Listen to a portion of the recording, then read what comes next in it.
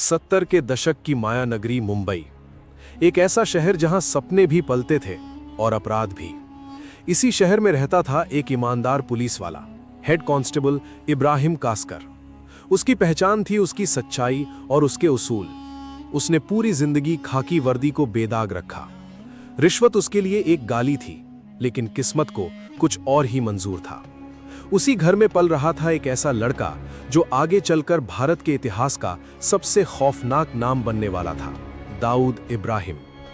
दाऊद बचपन से ही अलग था। पढ़ाई लिखाई में उसका मन बिल्कुल नहीं लगता था। उसे किताबों से ज्यादा दिलचस्पी उन लोगों में थी जिनके पास पैसा, ताकत और रुतबा था। वो अक्सर अपने इलाके में घूमने वाले उन लोगों को देखता जो महंगी घड़ियां पहनते थे, बड़ी गाड़ियों में चलते थे और जिनके एक इशारे पर बाजार बंद हो जाता था। यही उसकी दुनिया थी, यही उसका सपना था।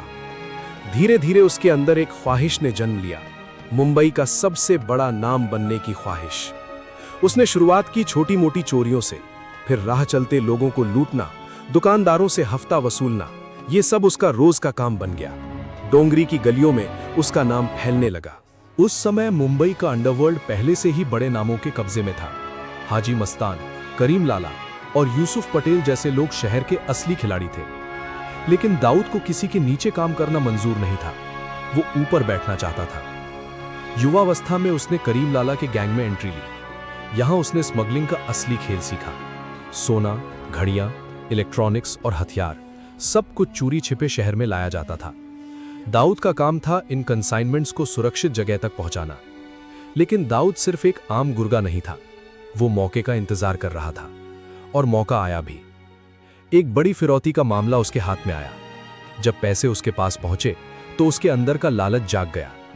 उसने पैसों का बड़ा हिस्सा छुपा लिया और बाकी का हिस्सा गैंग को दे दिया। शुरुआत में किसी को शक नहीं हुआ, लेकिन सच ज्यादा देर छिपा नहीं।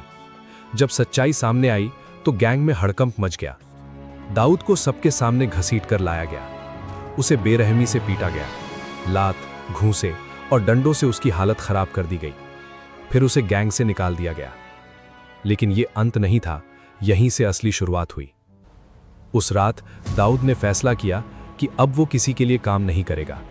वो खुद का साम्राज्य बनाएगा। उसने अपने भाइयों और भरोसेमंद लोगों को इकट्ठा किया और डी कंपनी की नींव रखी। यह सिर्फ एक गैंग नहीं था, यह एक सिस्टम था। हर काम के लिए अलग लोग, हर ऑपरेशन की प्लानिंग और हर कदम पर रणनीति। मुंबई में अब रोज खून बहने लगा था। गैंग वॉर आम हो चुकी थी। लेकिन 1981 में एक ऐसी घटना हुई जिसने सब कुछ बदल दिया। उसके बड़े भाई साबिर की हत्या। साबिर पेट्रोल पंप पर बैठा था जब उस पर गोलियों की बौछार कर दी गई। उसकी मौके पर ही मौत हो गई। यह खबर जब दाऊद तक पहुंची तो उसके अंदर का इंसान मर गया। अब उसके लिए सिर्फ बदला मायने रखता था। उसने कसम खाई, एक एक दुश्मन को खत्म करेगा। इसके बाद मुंबई में हिंसा और बढ़ गई। दाऊद ने अपने दुश्मनों को चुन चुनकर मारना शुरू किया। 1983 में उसने एक ऐसा कदम उठाया जिसने पूरे देश को हिला दिया। कोर्ट के अंदर पुलिस और जज के सामने उसके आदमी ने अमीरजादा को गोलियों से भून दिया। यह सिर्फ एक हत्या नहीं थी, यह सिस्टम को खुली चुनौती थी। अब दाऊद का नाम हर जगह गूंजने लगा था। धीरे धीरे उसने पुलिस, नेताओं और बड़े कारोबारियों तक अपनी पहुंच बना ली।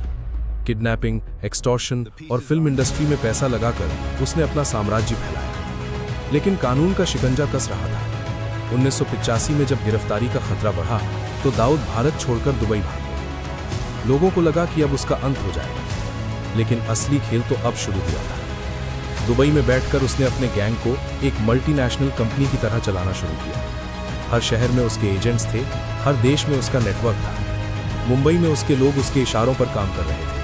वहीं दूसरी तरफ अरुण गवली जैसे नए गैंगस्टर उभर रहे थे। दोनों के बीच संघर्ष ने शहर को जंग का मैदान बना दिया। हत्या, बदला और डर, यही मुंबई की नई पहचान बन चुकी थी। इसी बीच 1992 में देश में सांप्रदायिक तनाव बढ़ा। दंगों ने हालात को और बिगाड़ दिया। यहीं से दाऊद की कहानी ने सबसे खतरनाक मोड़ लिया। उसका संपर्क पाकिस्तान की खुफिया एजेंसी ISI से हुआ। उन्होंने दाऊद में एक ऐसा हथियार देखा जिसका इस्तेमाल भारत के खिलाफ किया जा सकता था। दाऊद के पास पैसा था, नेटवर्क था और पहुंच थी, और उसने एक ऐसा फैसला लिया जिसने उसे हमेशा के लिए बदल दिया। 12 मार्च 1993 मुंबई में सिलसिलेवार बम धमाके हुए। शहर कांप उठा। हर तरफ खून, चीखें और तबाही थी। सैकड़ों लोग मारे गए, हजारों घायल हुए। ये सिर्फ हमला नहीं था, ये एक सुनियोजित साजिश थी और इसके पीछे था दाऊद इब्राहिम। उस दिन के बाद सब कुछ बदल गया।